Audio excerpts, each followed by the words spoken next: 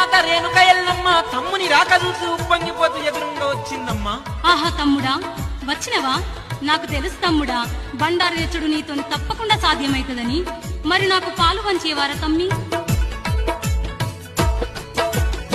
ఓ అక్కరేనుక మాడి బిడ్డవమ్మ, పాలు వంచుడైతే పద్ధతి కాదమ్మా. కోరుకున్నంత నువ్వు కొంగుల ఓసుకోయే, అక్కెరున్నంత అక్క అడగక్క తీసుకోయే. అక్క ఎల్లక్క, నీకు అక్కెరున్నంత నువ్వు తీసుకోయే అక్క.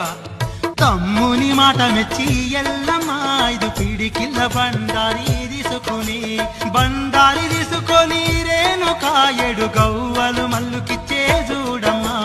బండారి తీసుకొని రేణుక 7 గవ్వలు మల్లుకిచ్చే చూడమ్మా. తమ్ముడా, ఒట్టిగా బండారం తీసుకున్న పేరు నాకొద్దని నీకు 7 గవ్వలిస్తున్నా. రానున్న కాలంలో కురుమోళ్ళు పుట్టేదుంది.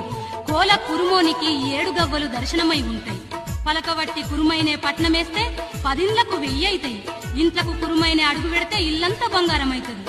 ఒగ్గోళ్ళు దొక్కిన కాడల్లా అన్నం పుడుతుంది తమ్ముడా. అక్కను సెలవడిగి మల్లయ్య దేవుడు అక్కడి నుంచి గదిలి కొల్లాపూరి చేరి తల్లిని నమ్మకు తల వంచి దండమని బండారి చూపించే ఆ దేవ జంగముడు.